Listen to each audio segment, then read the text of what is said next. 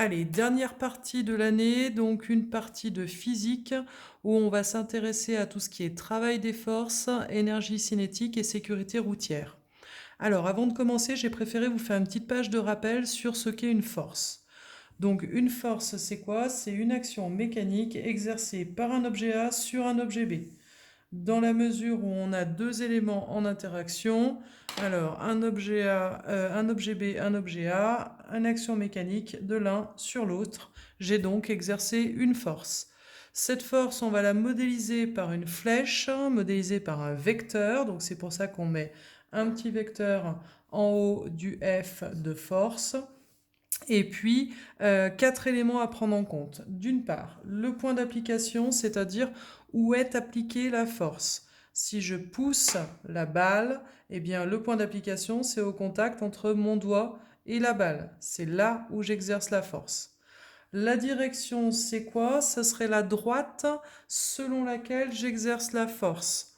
Si je pousse par là, la droite de support, elle est dans ce sens-là, alors que si je pousse comme ça, la droite de support, elle est comme ça.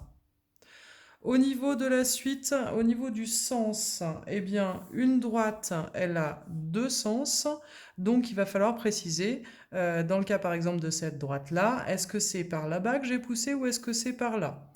Et puis la dernière chose, la norme.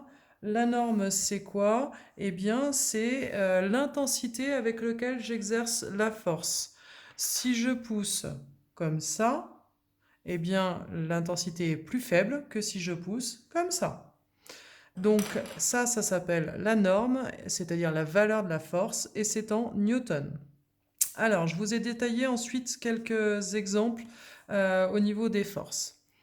Une force, elle peut déformer un objet. C'est-à-dire, par exemple, quand vous avez un ressort, si vous tirez dessus, eh bien, ça va déformer l'objet. Si vous avez de la pâte à modeler et que vous appuyez dessus, ça va déformer l'objet.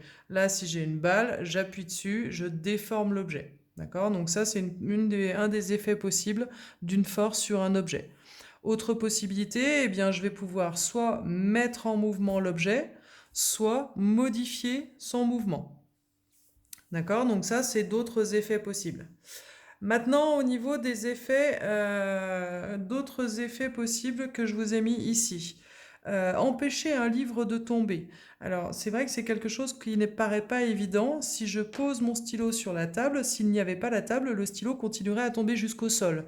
Qu'est-ce qui retient ce stylo? Eh bien, c'est la table qui retient le stylo. Donc ça, c'est une force qui va empêcher le mouvement. Cette force, j'y reviendrai après, c'est ce qu'on appelle la réaction du support. Ça peut aussi être une force qui va provoquer le mouvement de l'objet. Eh bien, si j'ai cette balle ici et que je la lâche sous l'action de la gravité terrestre, la balle tombe, donc effectivement, ça va la mettre en mouvement. Et puis vous regardez ici, avec l'aimant, on peut modifier aussi la trajectoire d'une bille métallique, par exemple. Ensuite, je vous ai noté la différence entre les actions mécaniques de contact et à distance. Les actions mécaniques de contact, eh bien, c'est lorsqu'il y a contact entre deux éléments d'interaction. Lorsque je poussais tout à l'heure ma balle, eh bien, il y avait contact entre la balle et mon doigt, donc c'est une force de contact.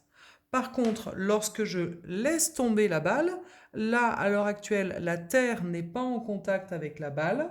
Lorsque je la lâche, eh bien, la balle subit une force à distance de la part de la Terre. Elle est attirée par la Terre, même si au départ, elle n'était pas en contact avec la Terre. Alors, c'est le cas du poids. Donc ça, c'est une des forces qui vraiment, vous devez maîtriser, parce qu'on va l'utiliser très souvent. Le poids, il est toujours vertical vers le bas. C'est le cas aussi des forces électrostatiques et des forces magnétiques. Autre chose, sur les forces, eh bien, soit elles sont dites de contact, soit elles sont dites réparties. C'est-à-dire que par exemple, quand j'ai ma balle et puis que donc l'attraction terrestre la fait tomber, ça agit sur chacun des petits points de ma balle. D'accord? Donc c'est une force qui est répartie. Ça peut être réparti sur tout un volume, comme dans ce cas-là, et ça peut être réparti sur toute une surface. C'est le cas aussi de la réaction du support. Donc là aussi une force qu'on va regarder assez souvent. La réaction du support, c'est quoi? C'est le fait que lorsqu'on a un objet posé sur un support, eh bien le support exerce une force sur l'objet. Cette force est toujours perpendiculaire au support et de sens allant du support vers l'objet.